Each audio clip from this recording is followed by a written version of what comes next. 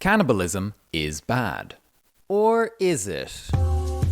Technically, humans can eat other humans. We are made of meat, and meat is food. The body of an adult man contains approximately 120,000 calories, which is enough to feed another adult man for around 48 days. The overwhelming majority of the 63 million people who died in 2025 were not eaten, which means that a huge amount of edible protein was wasted. If not for the widespread cultural taboo against cannibalism, those extra calories could have helped to alleviate hunger in the developing world. Widespread cannibalism would also be good for the environment by reducing the global demand for farmed meat and by reducing the amount of methane released by decaying human corpses.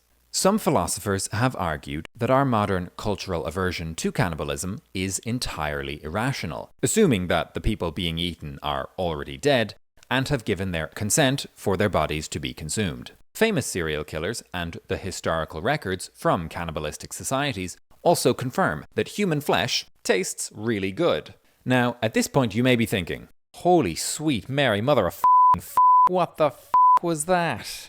That's good. That means that you are a normal, functioning human being. Cannibalism is, in fact, very bad. The ethical system that I believe in is that an action is morally good if and only if it benefits humanity, and an action is morally wrong if and only if it harms humanity, where humanity is defined as the social group emergent from all living Homo sapiens. There are many different systems of morality and ethics. I'm sure plenty of my viewers disagree with the system I've just described, and please feel free to argue against it in the comments. But for the purpose of today's video, this is what we're going with. Cannibalism is morally wrong, according to my ethical system, if it causes a net harm to humanity. We've already talked about the potential benefits of cannibalism. So, what are the downsides? Well, humans carry diseases that can infect humans, obviously. So, humans eating humans is an excellent way to spread disease. There are even certain incurable prion diseases that are primarily transmitted via cannibalism. Spreading fatal infections pretty clearly harms humanity. So cannibalism is at least somewhat wrong.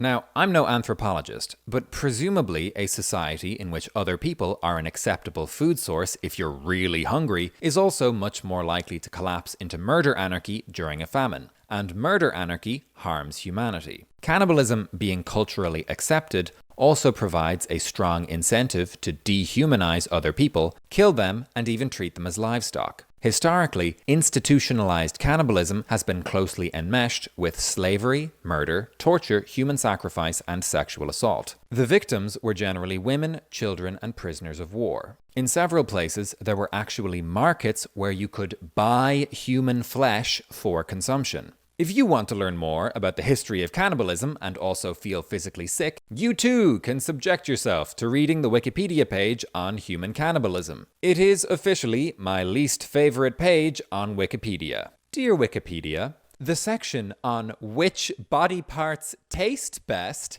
is not necessary. Throughout history, cannibalism has been extraordinarily harmful to humanity, with very little benefit. Even so-called respectful funerary cannibalism, in which people eat the bodies of their own family, has caused deadly disease outbreaks, such as the Kuru epidemic among the Foray people of Papua New Guinea. In this context, our modern cultural taboos against cannibalism aren't irrational. The taboos are directly beneficial, both to individuals, who avoid contracting dangerous diseases, and to society, which avoids a major incentive for dehumanization, exploitation, anarchy, and murder. And the benefit would be, what, slightly more available calories? Cannibalism harms humanity, therefore cannibalism is morally wrong. Most of you probably already knew that. Cultural norms are useful because they give you a mental shorthand for deciding what is and what is not okay. You didn't need to read the worst page on Wikipedia and spend several days wrestling with moral philosophy to know that cannibalism is not okay. You internalized that idea as a child without needing to be explicitly taught.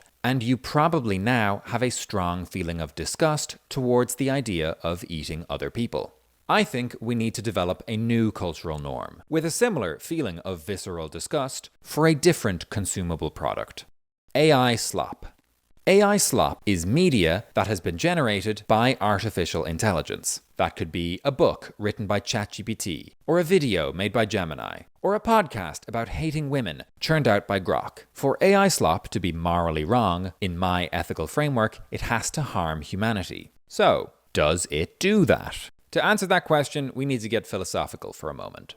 You, the person watching this video, are an emergent property of your cells. In other words, you are the constantly changing pattern of interactions between your cells. If I took the 37 trillion cells in your body, separated them, and kept them alive in 37 trillion different test tubes, you, the person, would be dead, even though all of your cells are still alive. You are more than just the sum of your cells. You are emergent from their interactions. Humanity, the social group, is an emergent property of humans. If I took all 8 billion living humans, separated them, and put them in 8 billion different prison cells with no way to communicate, humanity, the social group, would stop existing, even though all of the humans are still alive. Humanity is emergent from the interactions of humans. AI slop harms humanity by destroying these human interactions and replacing them with a cheaper, synthetic alternative. Economically, this makes sense. The exchange of ideas between humans through books, films, art, music, photos, video games, YouTube videos, news articles, blogs, tweets, comments, and everything else on the public internet makes money. So there's profit to be had in squeezing humans out of the equation, at least on the production side.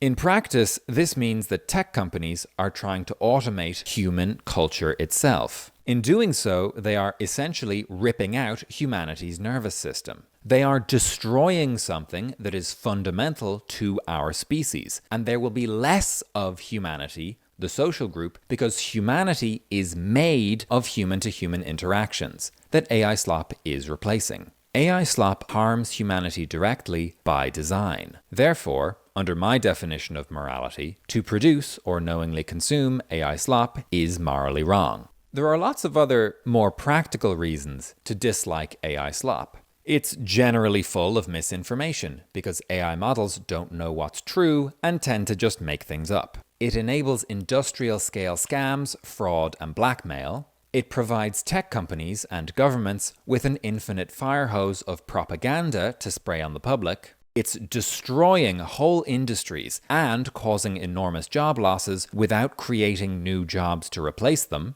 The AI models themselves were largely trained on stolen data, and stealing is wrong. AI industry data centers use a huge amount of energy, straining power grids and increasing electricity prices while making the climate crisis worse. AI girlfriends and boyfriends actively monetize loneliness while further isolating their victims from real human connection. And sometimes chatbots just drive people insane. All of these things harm humanity to some degree, but even if those practical and social problems were solved, the fundamental purpose of AI slop is to automate culture and replace human interactions. The best case scenario for AI slop, working as intended, is still morally wrong. And honestly, why would you want to live in a future where all of your media is generated by an algorithm, where most of your friends are corporate chatbots? What is human culture at that point? How does democracy work in that world? How will we share our ideas and opinions with other people if the internet is buried under a seething ocean of slop?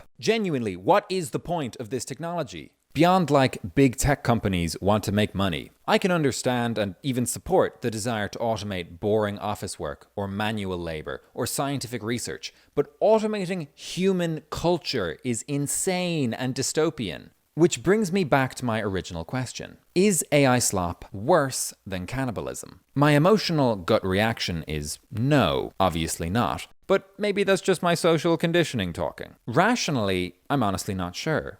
I think it's at least possible that the worst case scenario for AI slop would do more harm to humanity than, for example, widespread consensual funerary cannibalism. Of course, it's difficult to compare a cannibalistic version of modern society that doesn't exist with the AI slop dystopia corporations are enthusiastically dragging us towards. My hope with making the cannibalism comparison was to get you thinking about morality in the abstract. How do you define right and wrong, separate from the emotional reactions and cultural norms that you learned as a child? The point of this video is not to convince anyone that AI slop is bad. You probably already felt that way. Instead, I'm trying to convince you that your existing hatred of AI slop is morally and philosophically justified. I consider myself to be a very pro-science person, and as a general rule, I like new technology. But new technologies are not always good. Asbestos insulation and leaded gasoline were extremely useful technologies with enormous economic value, but they also killed millions of people. In retrospect, they were bad technologies. To be clear, I'm not against the use of AI in general. Using artificial intelligence to improve cancer detection, or to control self-driving cars, or to develop new medicines, or to verify mathematical proofs. All of that is great. I actually used to be a machine learning researcher for a quantum computing company, so it's not like I have some vendetta against all AI technology. It's specifically AI-generated media that I think is morally wrong and bad for society. But if AI slop keeps getting more realistic, pretty soon we won't be able to tell it apart from real human content. So maybe we should just give up and accept the slop into our lives. No! Google has developed a tool called SynthID that applies invisible digital watermarks to the images, videos, and songs generated by their AI model Gemini. OpenAI has announced that they will also be using SynthID to watermark their AI-generated images. One reason that AI companies are moving in this direction is to comply with the transparency obligations laid out in Article 50 of the EU's AI Act. These rules will come into effect in December of 2026, and they are a good start. Unfortunately, even if a piece of content has digital watermarks declaring that it was synthetically generated, social media platforms like YouTube are not always required to share this information with users. We need more consumer protection laws in major markets like the EU and the US, placing the burden on social media platforms to identify and label AI slop. We have nutrition labels for food, we can have nutrition labels for content. Another piece of good news is that third-party AI detection tools available to the public have gotten much more accurate in recent years, so we don't necessarily need digital watermarks to figure out what is and isn't slop. Admittedly, this topic is controversial and deserves its own video, so subscribe to be notified when I finally get around to that. In the meantime, I have a message for my fellow YouTubers. You gotta stop using slop in your videos. If you're a musician, you might be tempted to use AI-generated animations in your music videos. If you're an animator, you might be tempted to use AI-generated background music in your animations. If you make video essays, you might be tempted to use AI-generated stock footage, or animations, or music, or thumbnails, or narration, or scripts, and on the surface, in isolation, any one of those things seems like it might be okay. It lets you make cool content without learning new skills or working with people who already have those skills. Learning is hard, and people are gross. But the consequence of using slop in your content is teaching your audience that watching slop is okay. In doing so, you are undermining the cultural norm that is currently forming against AI slop. And pretty soon, you're going to be relying on that moral principle to stop your whole career from being automated out of existence. Using AI, YouTube can already suggest video ideas to creators based on their previous content. Using AI, YouTube can already generate videos based on those ideas. YouTube has a financial incentive to eventually cut out the middleman, i.e. human YouTubers, and internally generate those videos, if viewers on YouTube will accept consuming slop. And even if YouTube doesn't start generating the slop themselves, individual grifters who want the ad revenue are already doing so. So it is in your selfish long-term interests as a human YouTuber to never use AI slop in your content, because doing so legitimizes the technology that could one day replace you. It's like content creators are all on the same ship, and we're not quite sinking yet, but some of you are ripping chunks out of the hull to build a life raft. The war on slop is a winnable fight, so start acting like it. If you have used AI in your content in the past, don't feel too bad about it. Slop hatred is a new cultural norm that's still evolving. When DALL-E 2 first came out, I generated a messy AI slop painting of my grandmother's favorite bird, printed it out, framed it, and gave it to her for Christmas. And at the time, I thought that was a cool present. I don't blame past me for being incredibly cringe and not having fully understood the moral implications of AI slop, back when we were still calling it AI art. However, times have changed, and if you keep using AI in your content going forward, you are making an informed decision to do something that is both morally wrong and actively damaging to your own career.